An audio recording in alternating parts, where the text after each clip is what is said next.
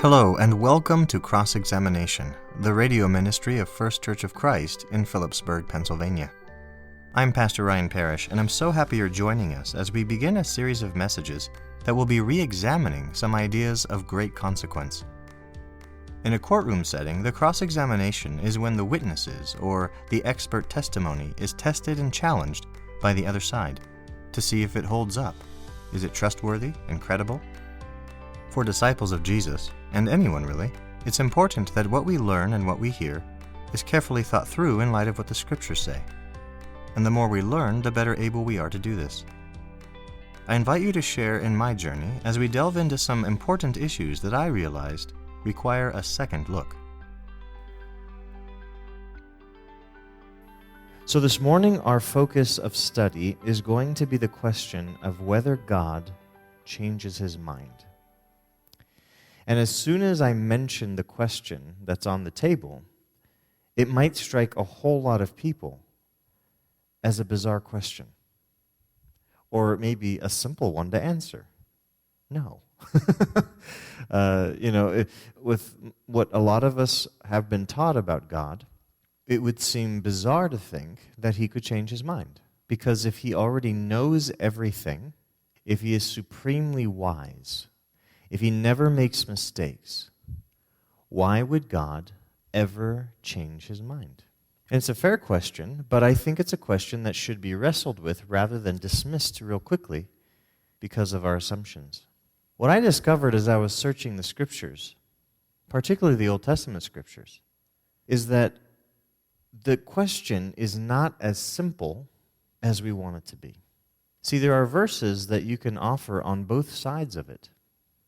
So what I want to do is just explore what the Scriptures have to say about this, and then let you, of course, sort through it and think through it, meditate on it, hopefully discuss it with others, and then draw a conclusion based on what the Scriptures say, especially when we consider the context of what the Scriptures say.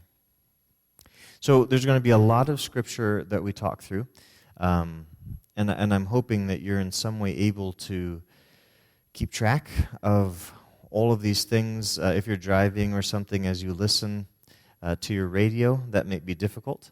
So I just wanted you to know that this message will be available on our website, fcocpa.org. And so you can find it there and kind of go back through and think through some of these things again, because there's so much here that I fear just one listen through may just be a bit of an avalanche. But the reason I'm wanting to offer all of this to you in this time that we have is just so we can get a big picture. Because if I pull out just a few verses here or there, I can make it sound like anything I think is right. Right? Isn't that true for a lot of the Scriptures? I can pull out things from the Bible, and if I just choose them just so and leave out certain parts of the verses here and there, I can really make the Bible say just about anything I want it to. And I always want to avoid that. I'm never here trying to persuade someone to ignore chunks of the Bible so that they'll agree with me. In fact, I'm looking for people to help me see things I've missed, because I have learned over and over again how much I don't know. How many things I've gotten wrong or been taught incorrectly, which is really behind the focus of these studies, is to re-examine, rethink, and in so many cases, rediscover what is actually going on in God's kingdom. So to begin with, I want to throw out a few of the verses that make it seem like this question is super easy to answer. And as I was looking at what others say about this topic, I found that these two verses were brought up pretty consistently because they sound so clear. And if they say what they say and what they say is true, then we've settled the issue. So here are the two scriptural passages. One's in Numbers 23, verse 19. And the context for these is really important. But I'm going to read the verses and then we'll go back and look at the context, because I want you to kind of get a sense of how easily hearing these two verses might settle the issue in a lot of people's minds, especially if a trusted Bible commentator or Bible teacher throws them at you. So Numbers 23:19 says, God is not human that he should lie, not a human being that he should change his mind. Does he speak and then not act? Does he promise and not fulfill? I mean, so really clearly there, it says explicitly that he's not a human being, very literally, he's not a son of man that he should change his mind. And then in 1 Samuel 15:29, something very similar is said. He who is the glory of Israel does not lie or change his mind, for he is not a human being that he should change his mind. So when you hear these two verses, which seem pretty explicit, right? God doesn't change his mind like human beings do. Bada bing, bada boom, we've settled it. But again, let's be careful. And let's look at context. Because I'm going to show a whole bunch of scenarios and scriptural statements that seem to prove that these two statements can't be as simple as they sound. So, context. Let's start there. In the first passage, Numbers 23:19, the situation is that Balaam, who is a non-Israelite, okay, he's a part of the nations, he's a Gentile, he is what would have been called a seer. So he speaks for the gods or the spirits. He's a mouthpiece for the spiritual powers. If you remember the story as it's told in Numbers there's a king named Balak who hires Balaam to go out and curse Israel so that he can more easily defeat them in battle, because Israel has been successful in conquering different rulers that they come up against. And Balak wants the upper hand, and so he wants the spiritual powers to curse Israel so that he can more easily defeat them. Well, Balaam obviously has the reputation for having this power, and so Balak goes to him to hire him. The problem is that Balaam hears from Yahweh, the God of the Israelites, the true God, and he is explicitly told that he will not be able to curse Israel. He won't be able to fulfill his job description. Balaam makes that real clear to Balak, but Balak insists that he go try to curse them. So time and time again, Balaam goes to curse Israel, and what happens instead is that Yahweh speaks through Balaam a blessing. And Balak, the king who's hiring Balaam, is getting really frustrated. It's in the midst of God speaking directly to the king Balak that the words I read to you are stated. God is not human that he should lie, not a human being that he should change his mind. Does he speak and then not act? Does he promise and not fulfill? See, Balaam was passing along a message from Yahweh, the God of the Israelites, to this pagan king, Balak. And the reason he said what I just read to you is that Balak needed to know God had set his mind to this. He was not going to let his people be cursed. He would only permit them to be blessed in this scenario. And he needed Balak to know that no matter how much money you throw at this, no matter how angry you get at Balaam, there is nothing you can do to change what Yahweh has decreed and determined is going to happen right now. God is not like the humans you're used to manipulating.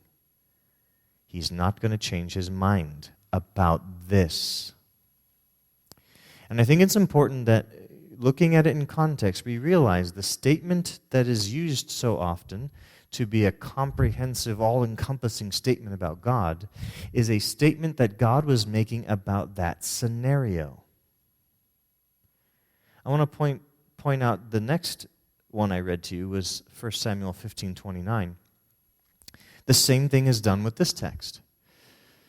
Something that is said about a particular scenario is extrapolated to mean always or never in talking about God.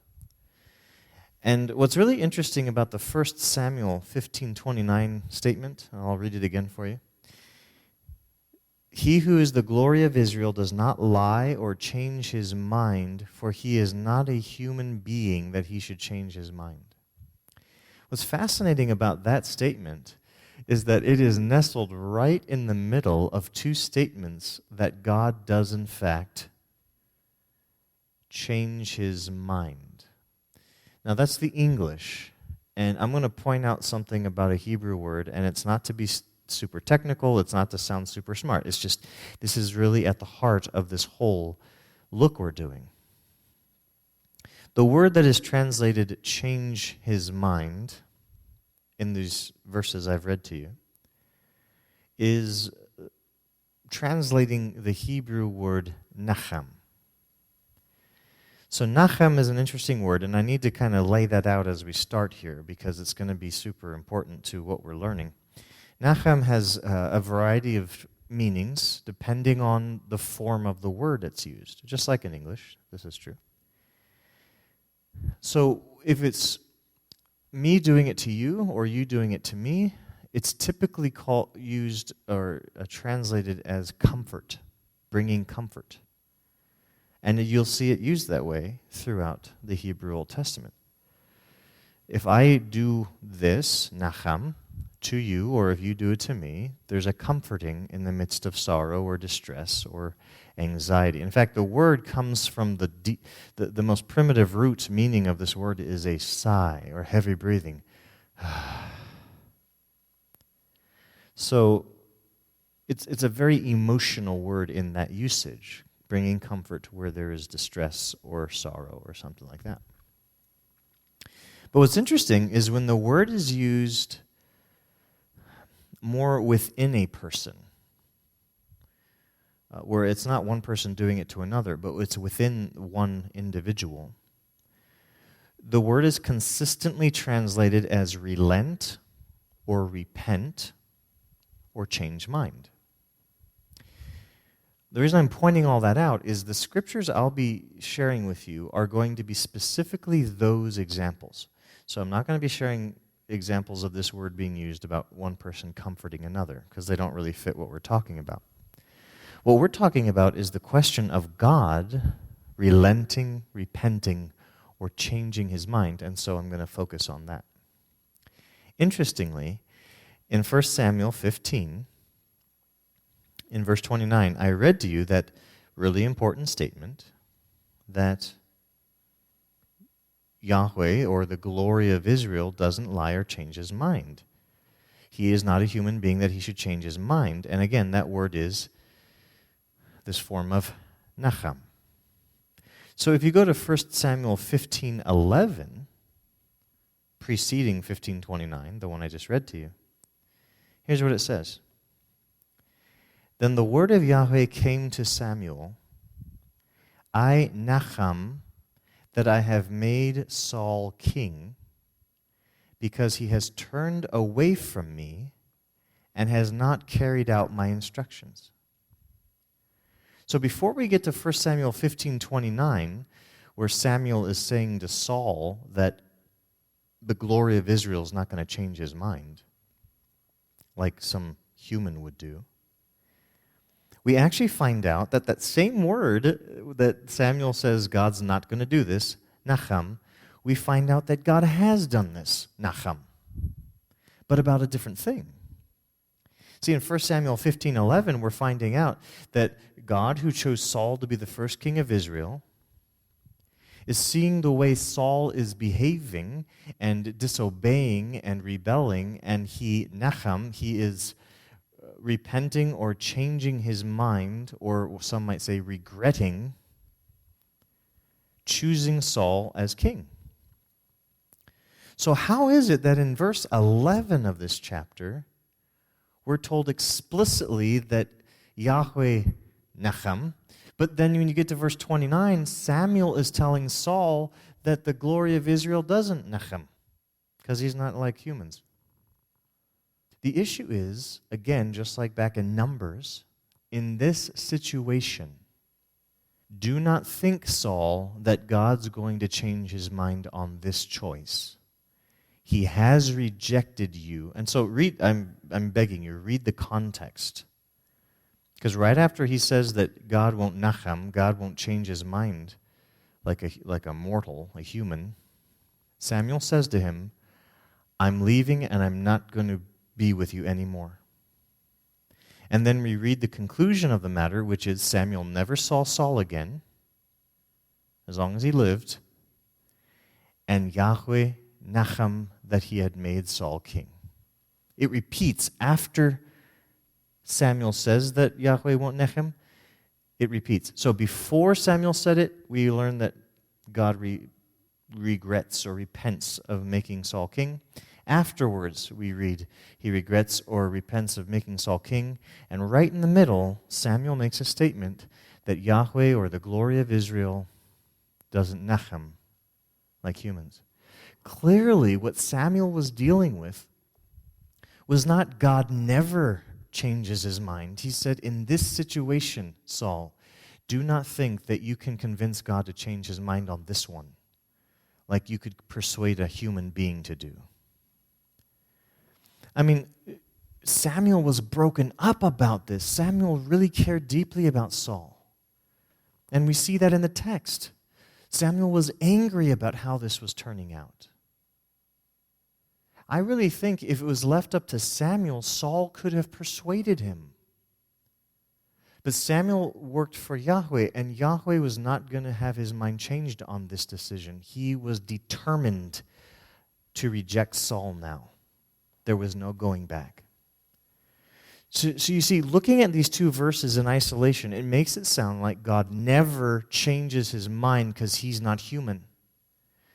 When you look at it in context, we're finding out that to those people, in Numbers it's King Balak, and in Samuel it's King Saul. To those kings who are used to getting their way with humans, they weren't going to be able to change Yahweh's mind on this issue. It's set in stone. Now, keep that in mind, because there are examples throughout the Old Testament Hebrew Scriptures in which God has declared something that isn't going to change no matter what people do. I'll give you another example. In Psalm 110 and verse 4, there's a very significant statement for we who live in the new covenant under Jesus. And you don't really realize it until you get to the book of Hebrews how big a deal this is. But it says there in Psalm 110, verse 4, Yahweh has sworn and will not nacham, will not change his mind. You are a priest forever in the order of Melchizedek. See, here's another situation in which God specifies, with this decision, my mind can't be changed. In fact, it even says he swears an oath about it. That's how determined he is about it. There are things that no one's going to change God's mind about. For instance, the fact that Jesus is Messiah, the anointed one, the king on Zion, his holy hill, that's decided. That's locked in. There's no changing God's mind on that. We cannot petition God loud enough, long enough, or persistently enough for him to reconsider his choice of who is going to be his messianic king over his kingdom. It's Jesus. That's it. Settled, right? Certain things God is locked in and decided about. No questions. But what's interesting is what we're going to be looking at are so many examples in which God himself, in the Scriptures, says that he will in fact nacham. if people respond to him this way or that way. He says, if I decree something, but then people respond to my decree in a certain way, I'll change it. That's incredible. So let's take a look. The first example in the Hebrew Scriptures in which we see God, this word nachem, in the sense that we're talking, we see God, depending on your translation, in English you'll get it in different things. It says he repents of it, or he regrets it, or something like that, is in Genesis 6:6, where the wickedness of man has been described as being utter and complete. Mankind on earth is all evil all the time. I mean, deep down into their heart, they're wicked. There's no room for God in their thinking. And God knows this. And so it says, and Yahweh nachem, that he had made man on the earth, and he was grieved in his heart. And then when he declares that he's going to destroy human beings and the animals, he reiterates why he's going to do it. Verse 7, for I nachem that I have made them. This is an expression of regret. How can God regret something he's done? It's a serious question. It's I think, a fair question. But there it is in the text. Now, what's interesting as I was reading people's commentary on this, this statement in Genesis 6:6 is dismissed as being anthropomorphic, which means it's, and some of them even put it this way, well, God was just describing the situation in terms of what humans are like. God's not really like that, but he was describing in a way that kind of connects with the way humans are. What? They even denied that this could possibly be true of God because he never changes his mind and he doesn't get sad and upset like it describes here.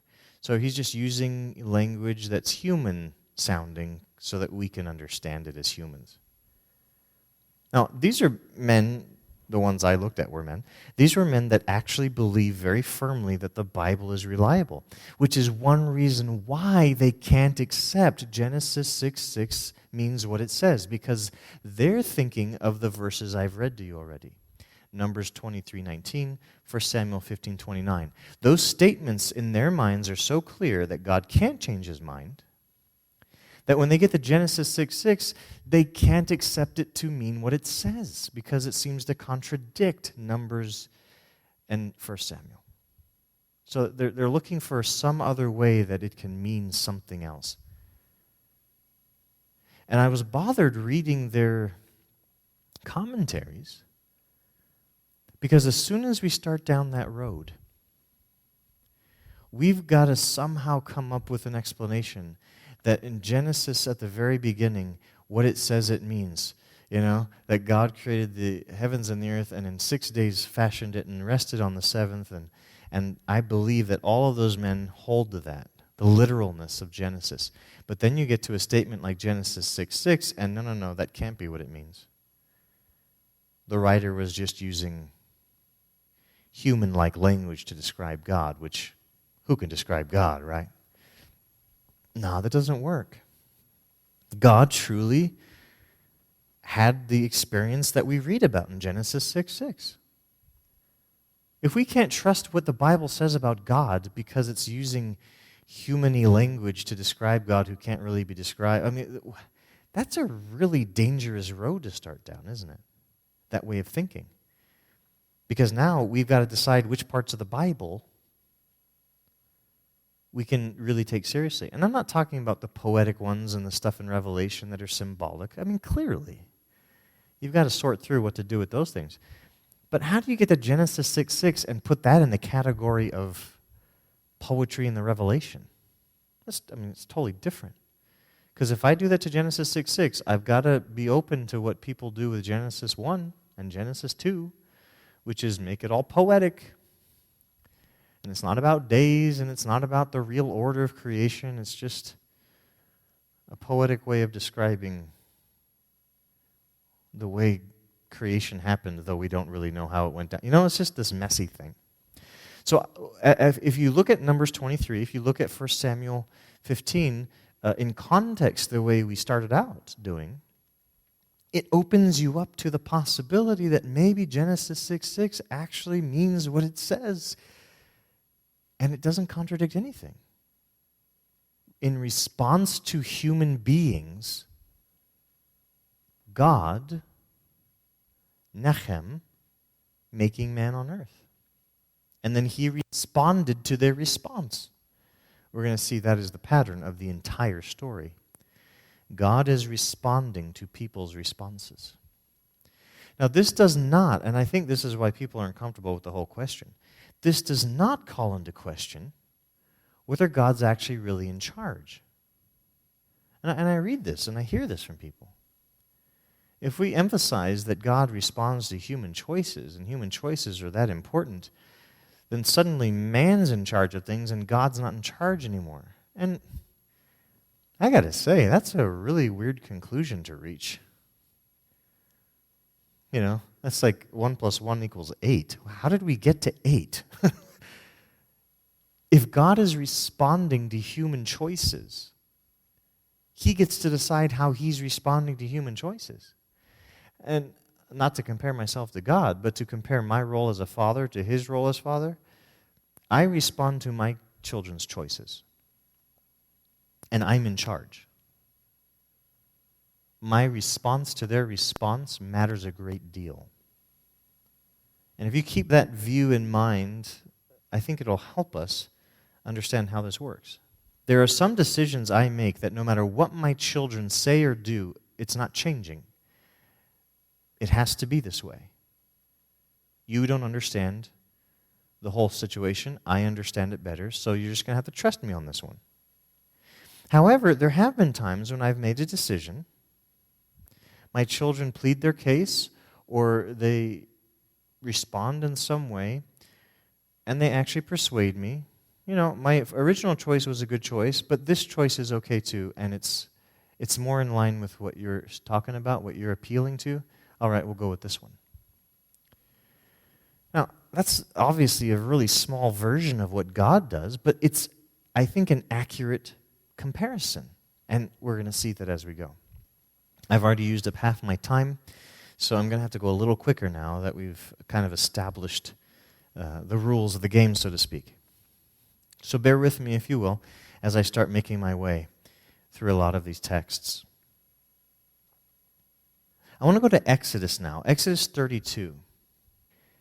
And now, if you know the story of the Exodus, after the people come out of Egypt, they go through the Red Sea, Pharaoh's army is destroyed in the waters, and now Israel is absolutely independent and free from Egypt's power and grip. So they make their way to Mount Sinai, and it's there at Mount Sinai that Moses ascends to speak to Yahweh and receive the law that God would use to govern a nation that would belong to him in covenant, right? Now, as God's doing this with Moses on the mountain, God knows what Moses doesn't, which is that down below, while the people are waiting for Moses, they are worshiping a golden calf and they are living in revelry. And Aaron, the high priest, or the one who's going to be appointed high priest, according to God's decree, he's going along with it. Now, God knows this, Moses doesn't, because God can see, obviously, more about what's happening than Moses can. And God tells Moses, I'm reading in verse 9 of Exodus 32, I have seen these people, Yahweh said to Moses, and they are a stiff-necked people. Now leave me alone that my anger may burn against them and that I may destroy them. Then I will make you into a great nation. Verse 11, but Moses sought the favor of Yahweh his God. Yahweh, he said, why should your anger burn against your people, whom you brought out of Egypt with great power and a mighty hand?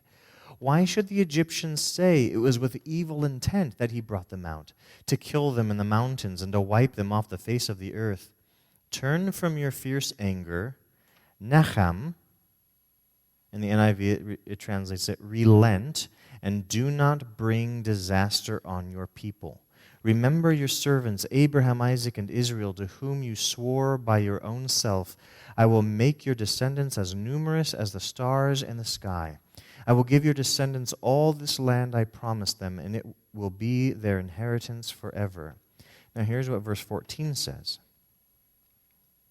Then Yahweh Nacham relented and did not bring on his people the disaster he had, and the NIV says, threatened.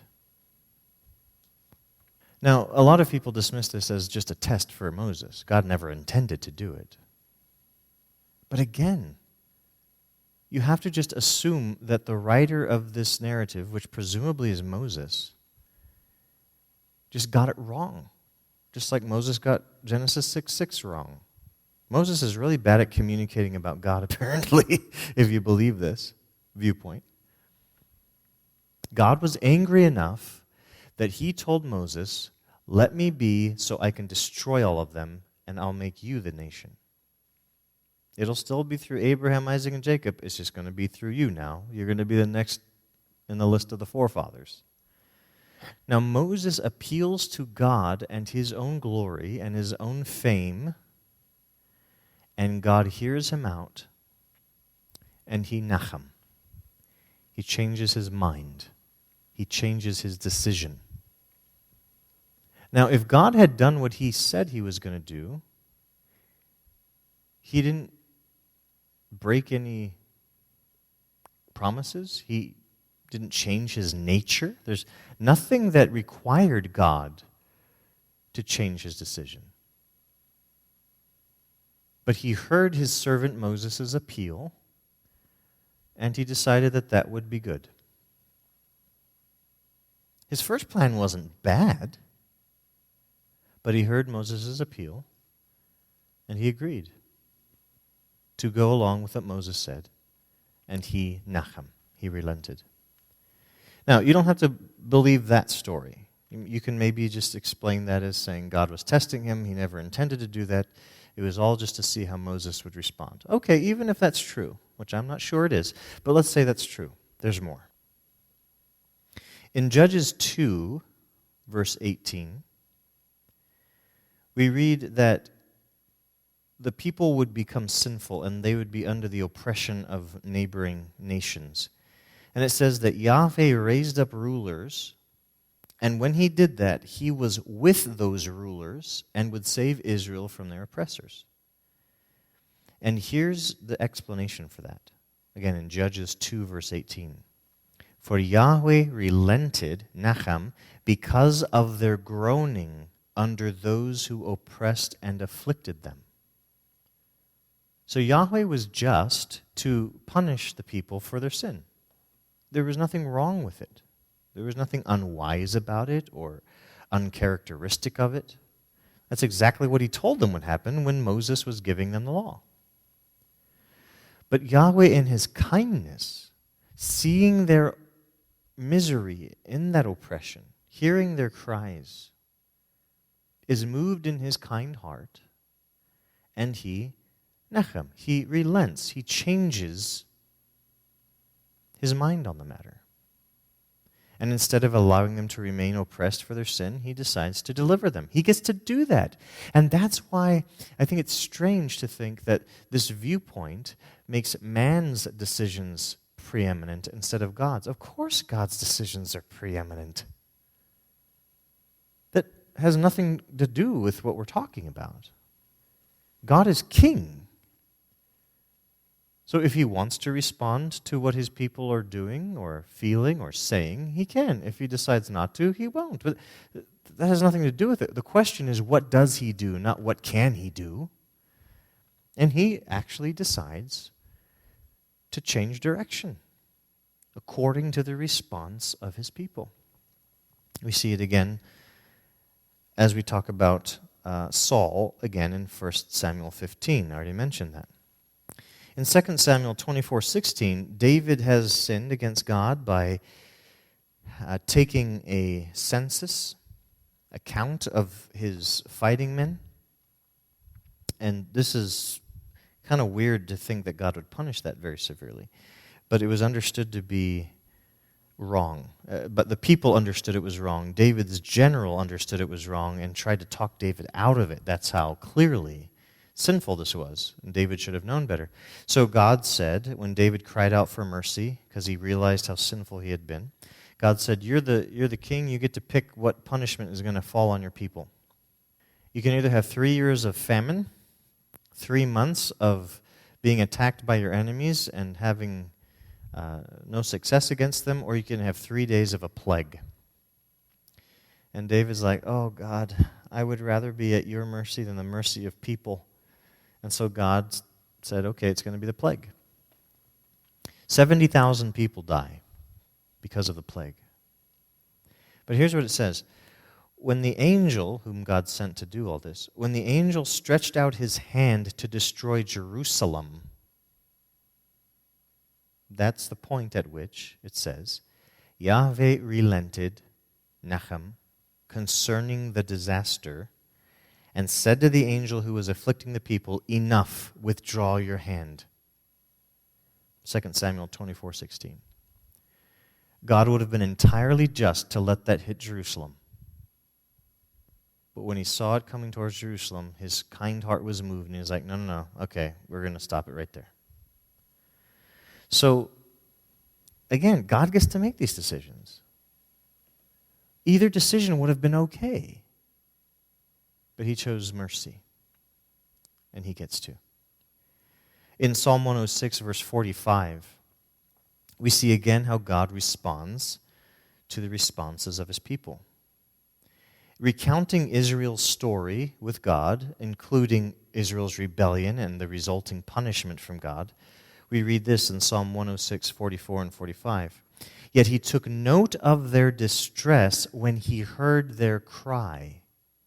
For their sake he remembered his covenant, and out of great love he relented. So he's letting them be oppressed. It was kind of a restatement of what we see in Judges, because he's summarizing the story of Israel, and that's a really good summary. They sin, they're oppressed, they cry out, and he remembers his covenant with them, and he sees their distress. He's moved in his covenantal love and faithfulness to save them, to relent. In Isaiah 57, verse 6, God's talking about their idolatry as a nation, and he says, in these things should I relent? When I see your wickedness, do you think that I should change my mind about punishing you? They haven't changed their ways. They haven't stopped their sin. They keep on in it. They keep doing it flagrantly out in public. And he says, considering what you're doing and how you're doing it, do you think I should change my mind about punishing you? See, God doesn't appeal to his immutable nature and perfect, understanding of the future to explain why he won't change his mind. The reason he's saying he's not going to change his mind is because their sin isn't stopping. They're unyielding in their rebellion. His lack of response is because of their lack of response, not because it's impossible for him to change his mind. He never mentions that. Now in Jeremiah 4, verse 28, there's another example where God strictly says, I'm not going to change my mind about this. It says, therefore the earth will mourn and the heavens above grow dark, because I have spoken and will not nechem. I will not relent. I will not change my mind. I have decided and will not turn back. Now, if that's always the way God is, why would he have to specify it so many times? Again, notice the way he words this. I have spoken, I will not relent. Nechem, I have decided, I will not turn back. Why does he keep reiterating if this is how he always is and that's how he's known to be? It's because that's not how he always is. That's not how he's known to be. He had to specify, in this case, I'm not changing my mind. Don't even try.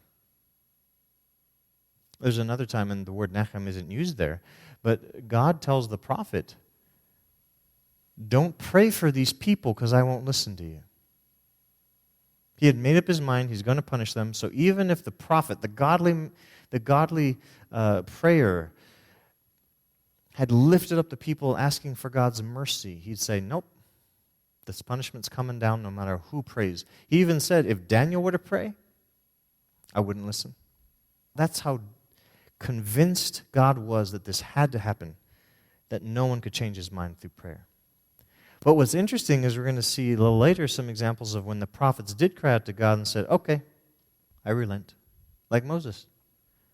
So there are times when God declares, I'm not going to change my mind on this, don't even bother. And there's other times where, of course, you should bother. Of course you should cry out, because he'll respond to the responsiveness of his people.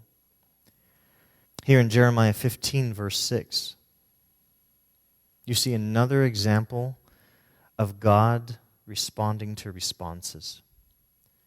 He says to his people, you keep on backsliding, so I will reach out and destroy you. I am tired of Nechem. I am tired of relenting. And what this shows is that they had pushed him to his limit. He had been merciful, he had been kind, he had been faithful to his covenant and remembered his covenant with them. And they have relentlessly been sinful and rebellious. And again, think of the parent with the child. There's a point at which you're like, enough is enough. I'm done with this now. I'm not playing this game anymore. I've given you as many chances as you're getting. I'm done. I'm tired of it. And the fact that God would say that through the prophet Jeremiah shows, again, he's willing to, he's actually predisposed to relent from bringing calamity, as we're going to be seeing even more examples. But there's a point at which he's like, nope, we're done. I'm not relenting anymore. Again, that was Jeremiah 15:6. I am tired of Nachem. I'm tired of relenting. Now, this is fascinating. Jeremiah 18, verses 8 to 10. I really hope everyone will take a look at this and really think through the implications of this. Jeremiah 18, verses 8 to 10. Now, keep in mind that he's speaking of this not just for his own special nation, Israel. He's speaking of this in broad terms. I'm actually going to start in verse 7. If at any time I announce that a nation or kingdom is to be uprooted, torn down, and destroyed, in other words, punished, and if that nation I warned repents of its evil, then I will nechem, I will relent and not inflict on it the disaster I had planned or spoken. Now in verse 7 it says the conditional is, I've announced it. We're going to see this in the case of Nineveh. If he announces that a nation is going to be destroyed or uprooted, an announcement means it's going to happen, right? If I come in and tell my children, you are going to lose your device for 1 week, that's happening. That's an announcement. That's not a threat. There's no if about it. It's because of what you did, you're now going to lose your device, or you're now going to, whatever the punishment is. I declared the punishment. And there was no unless. It's just that's what's happening now because of what you just did. But God said that he will actually change course if they were to turn from their wickedness. But he gives the other side of this coin in verse 9. And if at another time I announce that a nation or kingdom is to be built up and planted, and if it does evil in my sight and does not obey me, then I will nechem, I will reconsider the good I had intended or spoken. If there was ever proof from God's own lips about himself that he is predisposed to do good, but that if people are rebellious and unwilling to change their rebellious ways, he will bring harm. He will bring judgment. He will bring the disaster. Now, there are fewer times scripturally that God is set in stone going to do something, then there are times when God is open to responding to his people's responses or to his enemies' responses even. That's a major point that I'm discovering as I search this. This isn't something that I had this conclusion in mind and I'm going to make it fit. I'm just following the evidence of how this word's used and how the verses are piling up on this whole issue. And it's more nuanced than I was told. It's more nuanced than these commentaries I'm reading. Oh, God can't change his mind. We already read 2 verses that said that, so we have to explain away all these dozens of other verses. That doesn't make sense. They're both true. There are things God will never change his mind about, and then there's things, apparently lots of them, where he's willing to change his mind after he's already spoken. Why? Because he has a preference, doesn't he? He's got a preference for life. He's got a preference for blessing. He has a preference for fellowship. He has a preference for salvation. So he'll do what must be done for justice to be accomplished. He's king, after all. He must. But he would much rather see justice accomplished and end with life and joy and fellowship than with disaster and destruction. He will respond to the responsiveness of people. In Jeremiah 26, verse 3, Jeremiah is told to go to the people and tell them God's message. And God himself says this. Listen, it's really weird to hear God say perhaps. Right? Because the way we're told about God, that he's totally clear on past, present, future. He knows all things of all, anytime, beginning to end. And so that there would be any perhaps to God is a bit weird. But here it is. God says this himself. And I went and I checked the Hebrew, and it's there. It's not just this thing in English that they inserted the word in there. It's in the Hebrew language. Perhaps they will listen, and each will turn from their evil ways. Then I will nachem, relent, and not inflict on them the disaster I was planning because of the evil they have done. Again, go back to the parent with the child. You did something wrong. I've already said I'm going to punish you. But as he just said there, Jeremiah, you talk to them. You give them my message. Perhaps. Question mark. Possibility. It's on them now. I'm ready to respond to their response. And clearly, he would rather relent than bring the punishment. But he'll do what must be done if they won't repent. Now in Jeremiah 26, verse 13, just 10 verses later, Jeremiah got that vibe. He got that sense from Yahweh, and he's passing it along to the people. Here's what Jeremiah says to the people. Now reform your ways and your actions and obey Yahweh your God. Then Yahweh will nechem.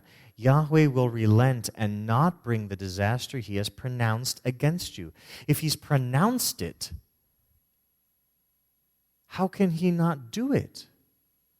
Because I thought in Numbers 23 and in 1 Samuel 15, if God says something, he's not a man that he's going to change his mind. Right. But he is God. And in certain things, he will change his mind if people will respond. And he wants that, actually. Jeremiah knew it, and he said it. In Jeremiah 26, that same chapter, 6 verses later, the people are split on whether they should listen to Jeremiah's message. And some elders of the people who know the history of their people come, and they say, look, didn't the prophet Micah come to Hezekiah warning again about judgment coming on Jerusalem and Judah because of our sin? Didn't Hezekiah respond by fearing Yahweh and seeking him? And listen to what they said.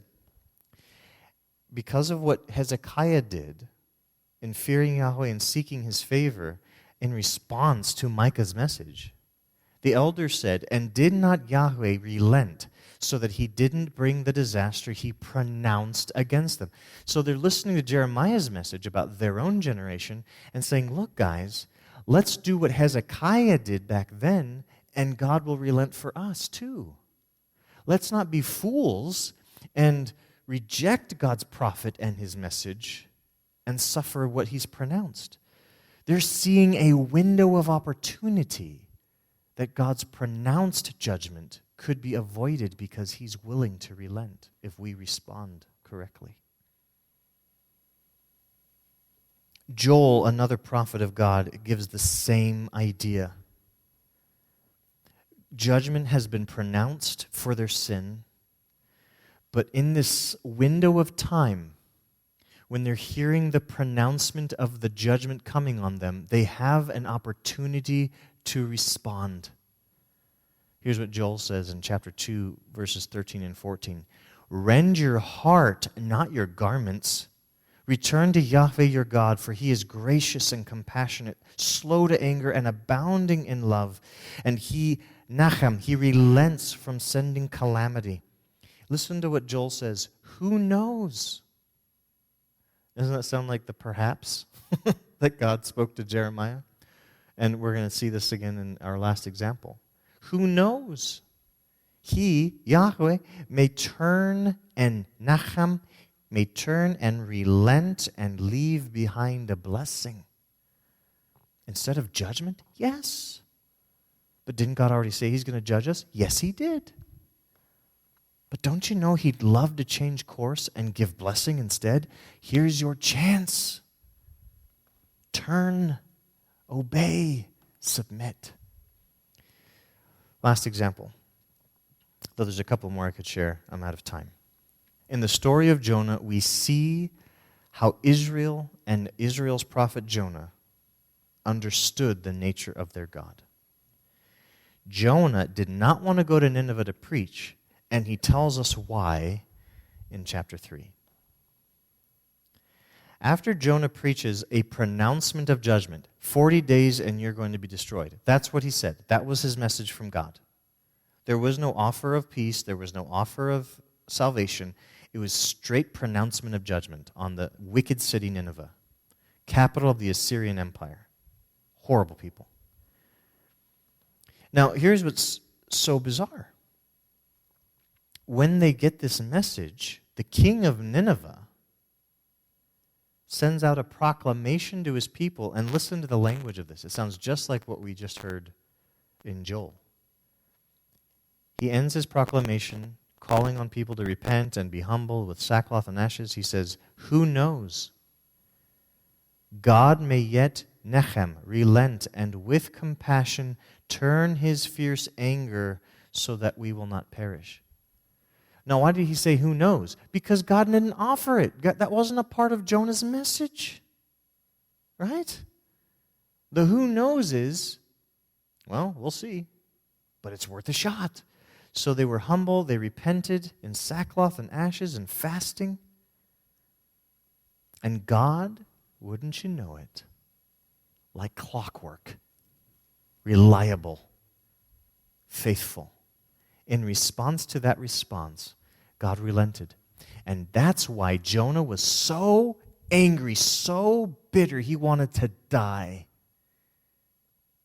This is what it says. In Jonah 4, verse 2, Jonah's complaining to God. He said, I knew you're a gracious and compassionate God, slow to anger and abounding in love, a God who relents from sending calamity. He said, that's why I didn't want to come here. I knew that when I pronounced judgment on them, if they turned in repentance to you, that you wouldn't blow them up. And he wanted them to die. He wanted them to suffer because they were awful. Jonah was counting on and really upset about God's reliable nature. That when people respond, he responds. So why is this important? Why does this matter? Because when you interact with God yourself, and when you talk to others and invite them to interact with God, it's important that we know this. God can be persuaded because he has a kind and gracious heart. And he is king, and his decisions are the decisions that matter most, but he is willing, isn't he, He's willing to respond to our responses.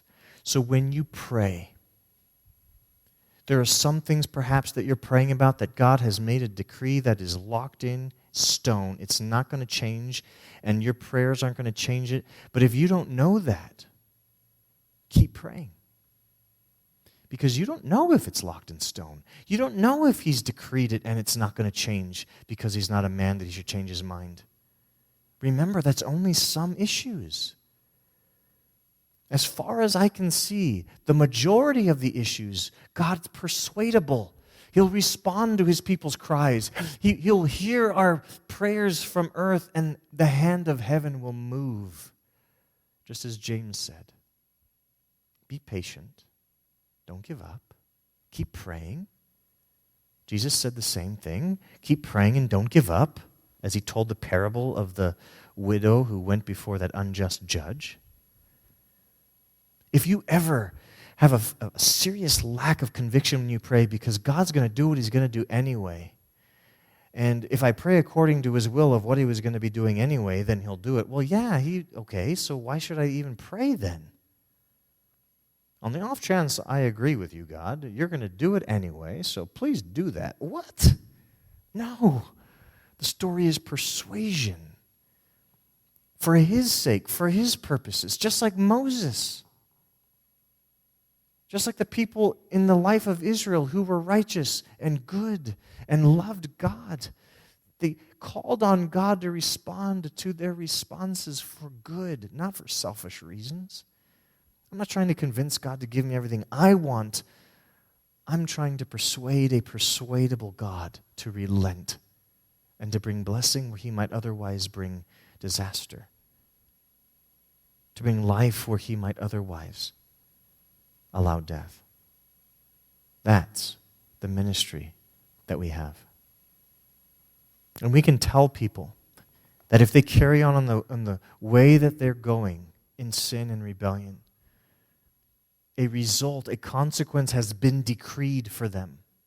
But that if they will respond to that decree, God will respond to their response. And we don't even have to wonder the who knows. We already know because of Jesus. God's answer will be yes. Yes. I relent. Not only will I not bring on you the disaster that had been pronounced, I will immerse you and I will fill you with the life of my kingdom, a kingdom that never ends. I will bless you with every spiritual blessing in the heavenly realms. You will be my child, and I will be your God. I will dwell with you, and I will move through you to do the wonders I have in mind on the earth. That's what we have to offer people. A God who responds to our responses. That concludes this morning's message, and I hope it was an encouragement to you and reminds you of the greatness of Jesus and the greatness of His love for you. Before we go, I want to invite you to join us each Sunday morning at 9:30 a.m. as we gather as a church family here at 1437 Tyrone Pike in Phillipsburg, Pennsylvania. If you're a follower of Jesus, we'd love to continue to minister to you and help you become more like Him, as well as invite you to minister to us with the gifts the Holy Spirit has given you. If you're someone who's still investigating what it means to be a disciple of Jesus and why you should follow Him, we would love to help you in that process as well. We also welcome you to visit our website at fcocpa.org, where you'll find many resources, both video and audio, that are designed to help you understand and follow Jesus the Christ, the Son of the living God. Thanks again for joining us, and may God bless you until next time. Bye-bye.